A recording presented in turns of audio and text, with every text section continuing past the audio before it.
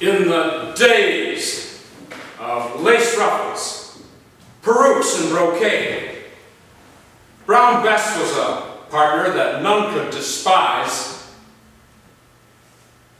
A loud-nosed, flinty-lipped, brazen-faced jade with a habit of staring men straight in the eyes. On the heights above Queenston, Yanks would confess they'd been pierced through the heart by the charms of Brown Bess. Madam Toastmaster, fellow Toastmasters, honored guests, and with an honoring reference to one very absent Rudyard Kipling, whose verse I very freely abuse this evening, it is indeed my rare pleasure, indeed privilege, to present to you Brown Bess, lock, stock, and barrel. Take this weapon. Try if you dare from my cold, dead hands. And if you should succeed in that endeavor, you'd be grabbing a piece of history. For this is the weapon that gave the British an empire, the world language, and we Canadians our very sovereignty. Behold, a very terrible beauty, 18th century version of shock and awe, queen of the battlefield, the Brown Bess musket. What you have in front of you is the 1809 production version of the third model. It was produced just in time for service here in Canada in the War of 1812. It was produced just in time for service in Europe, where it stopped one jumped up little dictator and his army at a place called Waterloo. Now, had Mr. Napoleon paid just a little more attention to events that had transpired some 3 years earlier, there in a far-flung corner of the empire, in the tiny village of Queenston, on the vulnerable and exposed Niagara frontier, he would have been aware of the enormous firepower of this weapon. For it was there on October the 13th, 1812, that she danced in one of her most famous balls.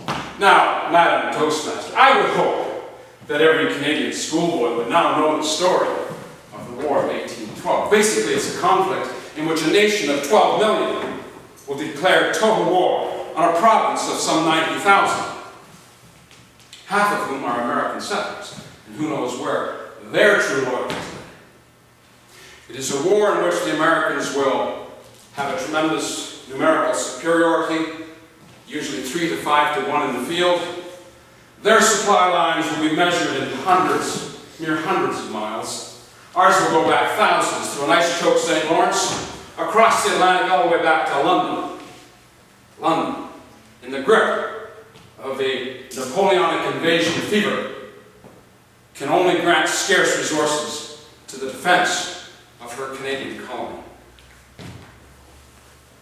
So confident are the Americans in their superiority that former President Thomas Jefferson could be forgiven for writing that the conquest of Canada will be a mere matter of marching.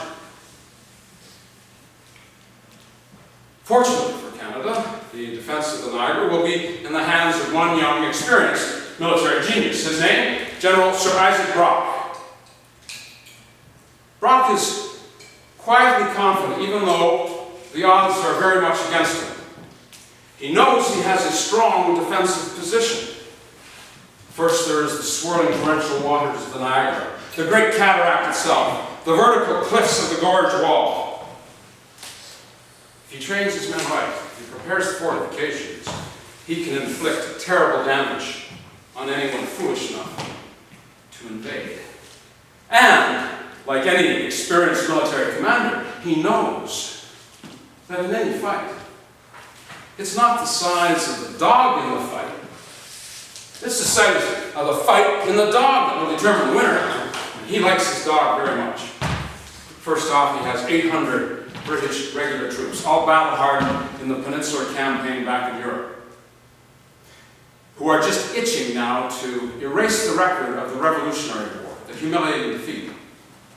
They will be ably assisted by 400 Canadian militiamen, mostly young loyalist lads, sons of loyalists, for whom the tales of their father's defeat in the Revolutionary War is like bitter, acrid ash in the mouth. Now, with their backs to the forest wall, defending land they helped their loyalist fathers clear, they swore, this time the outcome will be different. Brock trains the men relentlessly, teaches them to stand, form and reform the line, to fire concentrated volleys of musket shot. And then, at other times, he will appear almost out of nowhere, riding his faithful steed, Alfred, inspecting the fortifications along the river. And when the men see him, they stand to attention, take off their shako caps, and give him a loud huzzah, huzzah, cheering his leadership and his courage. All is ready. All is waiting. On the night of October the 12th, a force of some 4,000 Americans makes camp at Lewiston, the village of Lewiston, across from Queenston. There, in the wee small hours of the next morning, the 13th, in the darkness and under cover of an early snow squall, they start slipping into their bateau and rowing for the Canadian shore. The long-awaited invasion of Canada is underway. Brock's own regiment, the 41st, are first in the fight.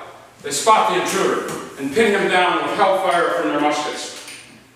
The Americans cannot get off the river shore, but they can land several hundred men who skirt along the river's edge, past the village, into the mouth of the gorge, and there they go straight up by an old fisherman's path, almost 400 feet to the heights above.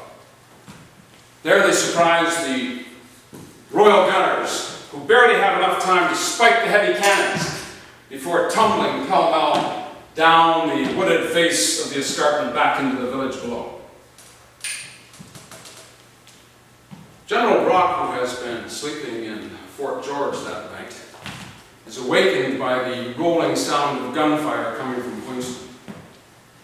He immediately orders his dispatch riders, Captain Alexander Hamilton and his Niagara Light Dragoons, to saddle up, and off they go, flying to Queenston.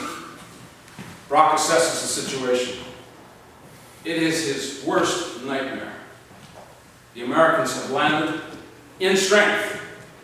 They have the high ground, and they have the heavy guns. He realizes that the Americans are making one terrible